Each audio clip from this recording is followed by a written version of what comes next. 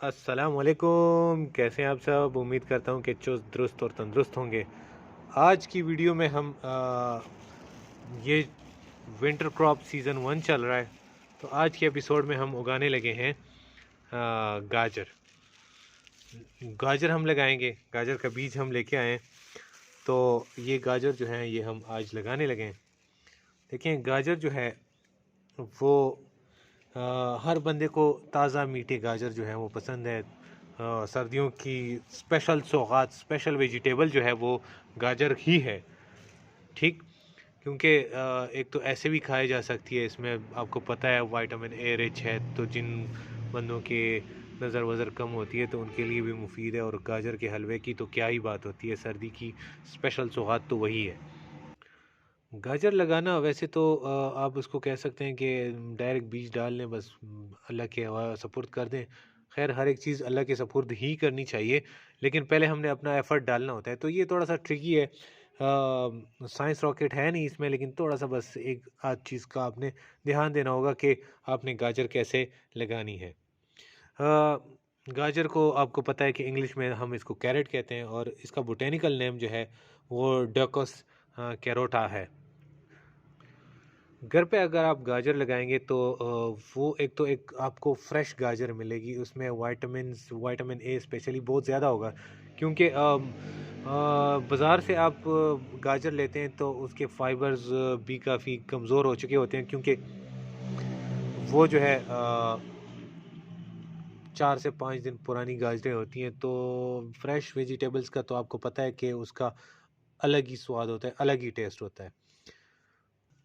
तो गाजर उगाने के लिए ऐसी मिट्टी दरकार है कि जहाँ पे आपको कम से कम 6 से 10 घंटे धूप पड़े। ठीक।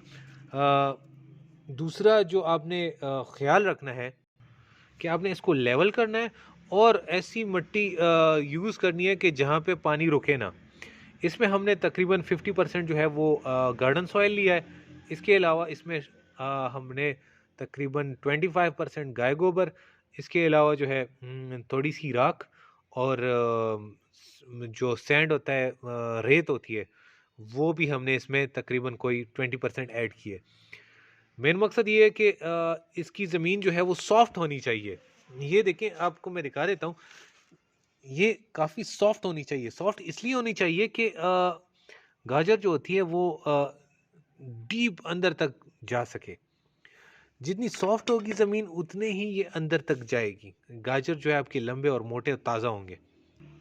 इनके लगाने का टाइम भी आप याद रखें कि जैसे कि मैं आपको बता चुका हूँ कि ये आप इसको बाहर की आने से पहले ये फसल, गाजर की फसल जो है ये आपकी तैयार होगी। तो लगाना कब है? लगाना आपने है अक्टूबर में। अक्टूबर एंड तक आप इसको लगा सकते हैं। ऐसे टेम्परेचर में लगाएं कि 4 डिग्री और 23 डिग्रीज के बीच में हो। मैंने काफ़ी चैनल्स देखे हैं, वो कहते हैं कि नहीं 30 और 25 डिग्री तक हो तो फिर ठीक है, इससे नीचे हो तो नहीं। गाजर के केस में ये वाला जो है फार्मूला काम नहीं करता। बेशक ये 23, 22, 24 इससे नीचे भी हो टेम्परेचर तो मसला नहीं होगा। अच्छे से आपकी गाजर लग सकती है और ग्रो होगी इंशाल्लाह, और मीठी भी होगी, ताज़ा भी होगी। आए इसको लगाना स्टार्ट करते हैं। तो गाजर के सीड हम लगाने लगे। इसकी डेप्थ जो है आपने तकरीबन कोई 1/4 इंच रखनी है, मतलब कि ऊपर ही हो। ज़्यादा नीचे आपने नहीं गाड़ना, क्योंकि गाजर जो है वो नीचे जाएगी।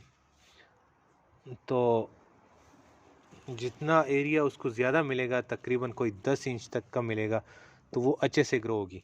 और दूसरी बात आपने ये नोट करनी है कि एक गाजर के सीड और दूसरे गाजर के सीड में कम से कम आपने 2 से 3 इंच का फासला रखना है। क्योंकि गाजर इतने ज़्यादा मोटे होते नहीं हैं जैसे कि शलजम वगैरह होते हैं, लेकिन आपने इस बात का ध्यान रखना है कि 2 से 3 इंच का जो फासला है वो आपने मस्ट मेंटेन रखना है। एक और चीज़ आपको बता दूं कि गाजर की पनीरी आपने नहीं लगानी। ये मैं आपको सजेस्ट करूँगा कि गाजर की पनीरी के बजाय आप ऐसा करें कि डायरेक्ट जो है आप अपने जो आपने एरिया सेट किया है उसमें लगा लें। इसमें आपको ये बोगनवेलिया के फूल भी नज़र आ रहे होंगे, ये हमने जान के रखे हुए हैं, इसमें छोड़े हुए हैं। फ़ायदा इसका ये है कि एक तो ये ऑर्गेनिक कंपोस्ट है, एक इस पर फंगस नहीं लगता इन फूलों पे, और दूसरा इसका सबसे मेन जो फ़ायदा है वो ये है कि ये सॉइल के मॉइस्ट को मेंटेन रखने में सबसे बेस्ट चीज़ है।